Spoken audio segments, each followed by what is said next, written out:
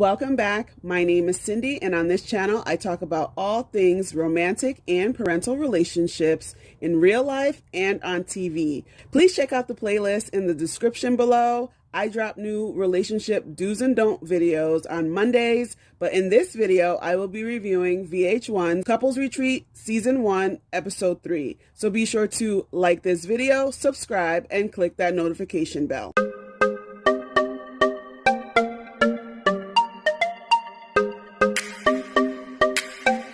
So in this episode, Mendices brings backup for the guys, the ladies get personal, and the men do something special for the women. Let's get started.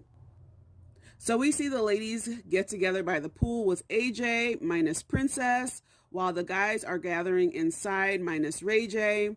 The ladies are getting deep about the issues in their relationship. AJ reminds them that us ladies can be a lot. Although men are smart and successful, mentally they can be on a basic level compared to the complexities of a woman. Meanwhile, Mendices invites the mind doctor, Dr. K, who is a male relationship coach for the guys to talk to because he feels it's unfair. They are only hearing from the woman's perspective, basically referring to AJ. Dr. K says he does group discussions with men, which he likes to call brother circles. And he was saying how the men in his groups hold each other accountable. He said it's not necessarily therapy, but it is therapeutic. He asked the guys what their woman's love language was, and I don't think any of them really knew. But we see Mendices mention in his confessional that he thought being a provider and protector would be enough, which is the typical way men think, especially black men.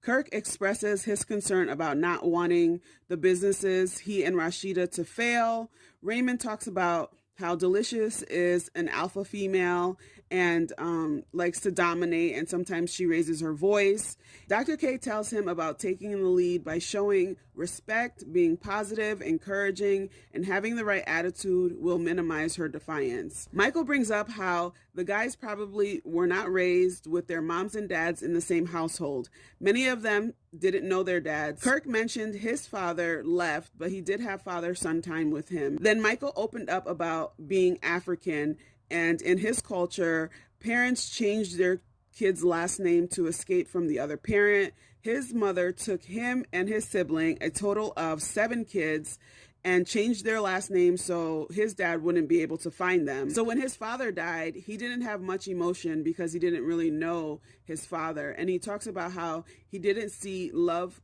around him growing up, which is probably the reason why he doesn't know how to really show love. This is a heartbreaking reality in black communities. Many times, black boys are not taught how to love, be loved, and show love. Dr. K suggests that the guys recreate their first date, and back at the pool, the ladies are getting silly. They start dancing. AJ shows them her moves from a house party, fun and cute to watch. Now let's talk about the couples. So with Ray J and Princess, we see Princess is getting ready to have a sit-down conversation with AJ. Prior to AJ coming to the door, we hear Princess saying it takes 2 people to fix a relationship in her confessional. And I can totally relate to that. It's hard carrying a relationship by yourself. I experienced that in my marriage. Once my husband checked out of our marriage, it was an uphill battle because when 2 people in a relationship aren't equally invested in making the relationship work, the relationship pretty much goes to hell. Anyway, as AJ is talking to Princess, she mentions how she can see there is a level of mutual disrespect with her and Ray J, but she doesn't get the sense that they really want to get divorced.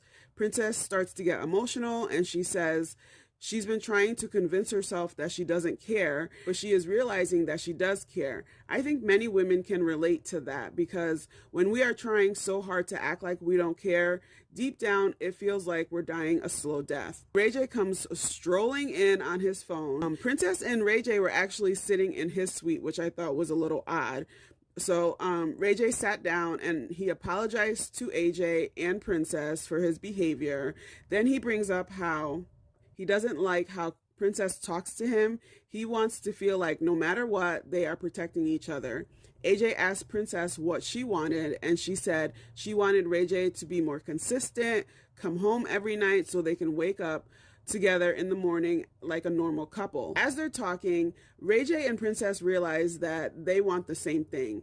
They both told Ray J they did not want to get divorced. Ray J mentioned respect and having each other's back is everything. The thing is, Ray J and Princess, I believe, actually do love each other. They just need to learn how to stop the toxic cycle and basically stay off social media with their personal business. So Rada decides she's going to talk to AJ privately. She's basically ready to be done with the fantasy life that she and Michael have been living with the side chicks and to start, quote unquote, living real life with Michael, which means she wants him to give up the side chicks and focus on them as a couple. Girl, you went down the wrong road starting a relationship with him and his side chicks. Does she actually think he's going to ever want to give that up? She tells AJ she wants a real commitment. AJ plays devil's advocate and tells her that Michael is committing to her in his own way by giving her attention, telling her he loves her, and asking her to move in. So if that's not enough, she needs to be honest with herself. Michael set up a romantic dinner for Rada outside. As she's walking over to him, she was like, "Is that you?" Because, it's dark. I guess he was blending in with the night. We hear Michael say in his confessional how Rada is the best woman he's ever been with, but he was with 3 side chicks when they met. They start talking about when they met, and she tells him she doesn't want him to continue to allow the side chicks to disrespect her. She asked him for a real commitment, and he responded saying that he cannot make any promises. At this point, Rada needs to decide if she can continue to live like this or should she just leave for good, because he already told her that he doesn't want to give up the chicks. And if he tells her what she wants to hear about them being together without the side chicks, basically he's gonna low-key cheat. I mean, he's been clearly letting her know that he is not about that monogamous. Yandy and Meddy have a painful heart-to-heart conversation about how they both felt while Meddy was locked up. Basically, they both felt lonely, and they started arguing because Meddy keeps bringing up the email thing, and Yandy had to break it down to him. It's like she told him, she had went through a deep depression.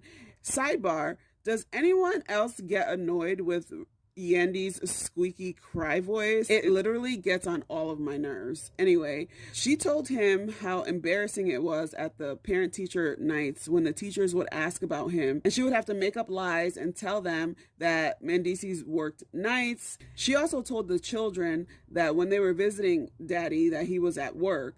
She basically became a single parent while he was away, and it was tough. I don't think he considered how she was feeling. He was just thinking about his own loneliness. 5 years is a long ass time, and in my opinion, he should be grateful she even stuck around. I don't think I could do it. He acts like he wanted them to continue the relationship as normal. She has to be out here hustling and taking care of the kids. So his expectations were a bit much. I mean, requesting that she emails him every day. He should be happy that she even emails him once a week. During their romantic date, they both agreed they wanted to move forward and let go of the past. They had a nice evening together, and Yandy was trying to get in his drawers. As for Deelishis and Raymond, she wants him to take charge and bring back the passion they had when they first met. So he set up a nice dinner for them. They were talking. She told him how basically she's kind of sexually frustrated. So she was hoping after the dinner that they would be getting it all the way in. But we see Raymond talking to the diary cam saying that they called their kids to check up on them, and then he dozed off. So I'm pretty sure she was heated. While she was by the pool with the girls, she was telling them how she had had sex with Raymond in a dressing room when they first met. So he definitely knows how she gets down. As for Kirk and Rasheda, there's not much to say about them. Kirk says he doesn't want to relive the past, but he recognizes he needs to find balance as a husband and business partner, but he's concerned about making sure that the businesses are successful. During one of the times that they were sitting down answering questions, because throughout the episode they had the couple answering different questions, there was a question about when did he feel he was falling in love with her. He was like, well, after we first broke up and you had cracked me over the head with that frame, I was mad, but then I felt like I was missing you. So then even though I wanted it to be over, I just couldn't stop thinking about you. So that's when I felt like I was falling in love with you.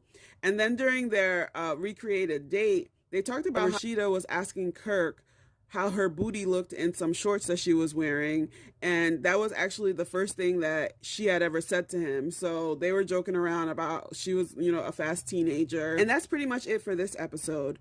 Things are progressing, and I think when couples have meaningful conversations and they reminisce about happy moments from their past, it brings them closer and puts them in a positive space. I can't wait for next episode, so join me here next week. Don't forget to subscribe, and I will see you in my next video. Bye for now.